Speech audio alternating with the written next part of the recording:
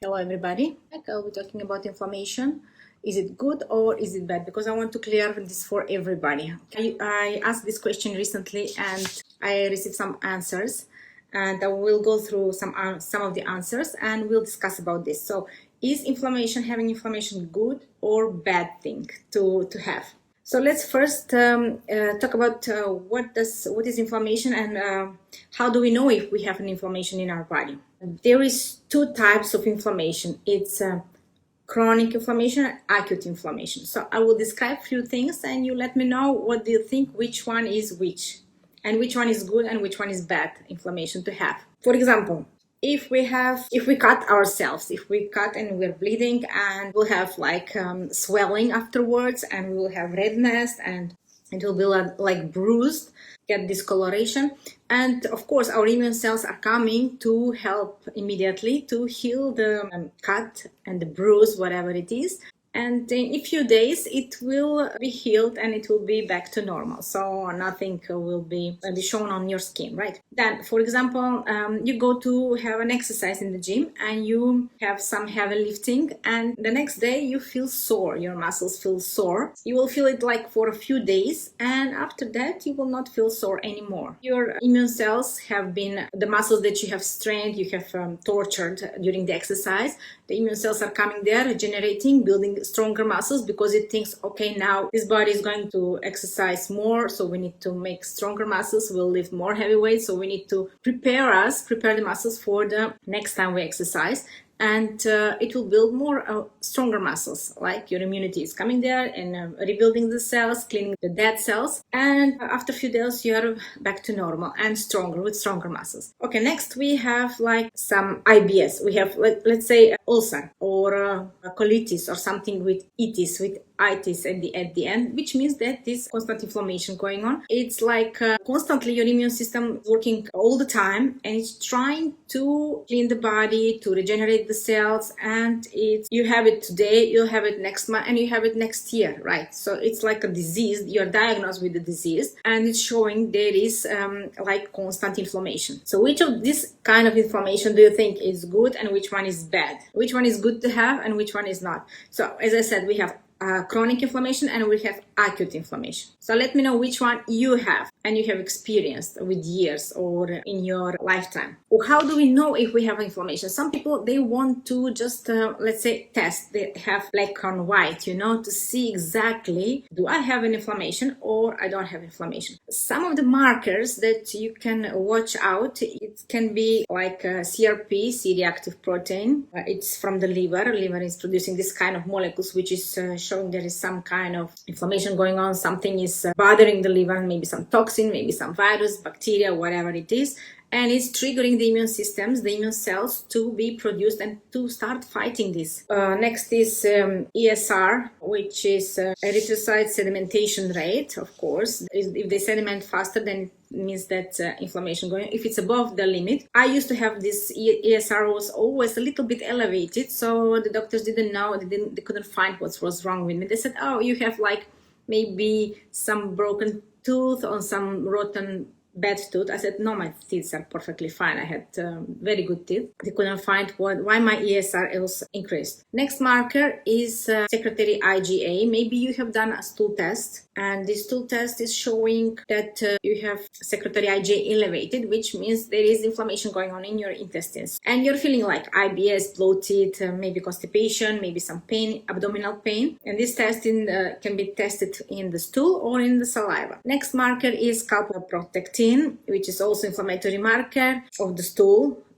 test. So there are so many markers that showing there is inflammation in the body. As I said, there is acute inflammation. Like acute inflammation also can be like we have catch like a cold or some virus or bacteria. Then our immune system checks that this is a foreign thing, and it alerts the whole immune system, and it's fighting this virus, and you like have symptoms from the virus, or you have a cold, you have nose. But after a week or so, you are back to normal, and then the immune system goes back to rest, right?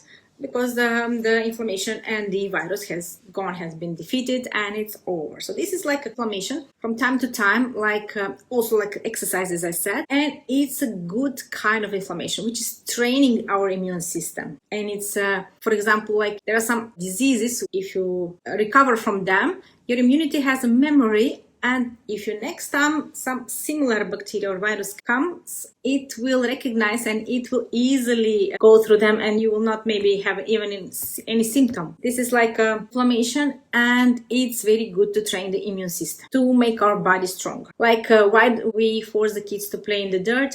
Because it's training the immune system of the bacteria, viruses that are around them, that they're living around them, and to defend the body from that kind of viruses, to learn to train the body. We have few answers about what is inflammation. Roger said that it can be years of eating crappy diet, like processed food every day, and this is what is causing the chronic inflammation. So something that we are doing every day, and it's causing our immunity all the time to react, all the time it's alert and it's fighting something, and that is chronic inflammation. And this is how our tissues are damaged and the diseases develop. So it's not like it's from yesterday or last month, but it's from years and years of living the same lifestyle, eating the same crappy food. You're right, Roji. Next thing, medications. Yes. So medications are the ones who are actually creating inflammation in our body. Yeah, I'm not against the medications. Sometimes we need them, but on a long term, they are actually damaging, and they're toxins to our body, because it's not something natural, which is you can find in nature, and our body can recognize it and knows how to deal with it, because it's treated like a foreign object, because it's made in a lab. Of course, it's not made in the nature, and it's damaging to our body, to our cells, and it's creating leaky gut, and it's causing systemic inflammation and chronic inflammation in the whole body. Plus, from the medications, this will shock you what I will tell you, because the medications that some people are taking, they are metabolizing it, like for diabetes, for antibiotic, and the metabolites of these medications, some molecules, are excreted in the urine, in the stool, and it goes in the water plant, in the waste. It's processed, and the water that we drink contains these metabolites. So even if somebody like me, I'm not taking any medications, I'm taking these metabolites from other people who are taking these medications in the water, because in the water plant, they cannot clean these metabolites. At least as far as I know, it's not so sophisticated to eliminate these metabolites. This is very important to know, because in USA it was found that in the underground drinking water, they found antibiotic metabolites, of course, antibiotic in the water, and they found opioids. Okay, I can see now that many people in USA, they are taking opioids, and the metabolites that they excrete in their urine are in the drinking water and under the ground. Water plants that are producing the water and treating the water, they cannot treat this, and they cannot eliminate these metabolites. And also BPA, which is plastic, bisphenol A from the plastic, from the bottles, from everything that we consume, plastic materials. Yeah, so this is shocking, I know. So cleaning the water is very important, and metabolites that we are drinking is on daily basis. So detoxification must be done on a regular basis. Next, Bernard says pathogens. Immune cells attack our own tissues. Yes. So if we have any pathogen, like any bacteria, virus, or candida or yeast, whatever it is, our immune cells is trying to fight to trying to eliminate that. And if it's spread out into our old tissues, it's trying to protect us. Our immune cells are trying to protect us, and they're killing the candida and our tissues, our organs. So it's called molecular mimicry, like gluten, also casein from the milk. It's damaging our tissues. And if this takes prolonged period of time, it will damage more and more tissues. And all of a sudden, disease happens. Thyroid disease, joint pain, we have brain tissue. So if we have leaky gut, we have a leaky brain. So the brain, the blood-brain barrier is damaged. Same like the barrier of the gut is damaged. Jody says, immune cells attack pathogens, parasites, candida, mold, bacteria, viruses. Yeah. This is what we explained. So this is inflammation when the immune cells are attacking these pathogens. And also stress. Yeah, you're right. And stress creates inflammation all the time. Yeah, immediately. So we are under stress. Actually, stress creates leaky gut. And the leaky gut creates the inflammation, goes through the leaky gut and inside our body, and our immune cells are triggered to check, what is going on and to clean our body. What we can do about this? So what we can do? Well, if we know that if we have inflammation, the first thing that we think that we need to do is to kill this bacteria, to kill this pathogen, to kill this virus, to kill candida. So, and we take medications for that. Maybe we take antibiotics, maybe we take something which is, or supplement or anything that is killing. But this is the wrong type of approach. So if we try to kill something, we may kill something which is good also, and we don't want to do that. The thing is,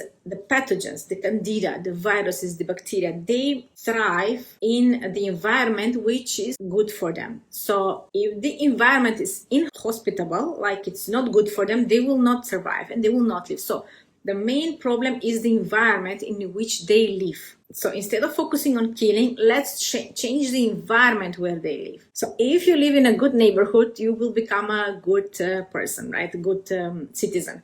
If you live in a bad neighborhood, you will become same like your neighbors. Like you will, if they do drugs and shooting and everything, you will become like that, right? So the environment creates the personality, creates the body, the health of the body, of the tissues. So it's not the problem, but how we think about the problem. So we think actually in the wrong direction. We think in how we can get rid of this and kill it. So instead of killing the pathogen, killing the bacteria, we should change the environment, change the lifestyle, and make them kill themselves. Like they will not survive and they will get reduced. So, like for example, many people know what is candida diet. It's eliminating the carbs, eliminating the sugar, and the candida slowly will not survive, right? And we know that yeast should be like 2% from the whole microbes in our gut. And if it overgrows, then we have less of the good guys, of the good bacteria to keep it in check. So it thrives because the environment it's empty, it's good for it to thrive. So let's just make the environment inhospitable for the candida and it will disappear. So this is how we change our lifestyle. We change the terrain, actually. We change the terrain where they live. So what do you think? Which kind of inflammation do you have and which one is good and which one is bad? So let's say you have some inflammation going on and you have like brain fog, you have issues, you have IBS, you have bloating, you have to go to the toilet all the time. You have to know where is the toilet quickly so you can go and run. You have diarrhea or something. Maybe you have some trip coming up and you want to have more energy, you want to heal your inflammation, you want to change your terrain, you change your lifestyle, change your diet, but you don't know how.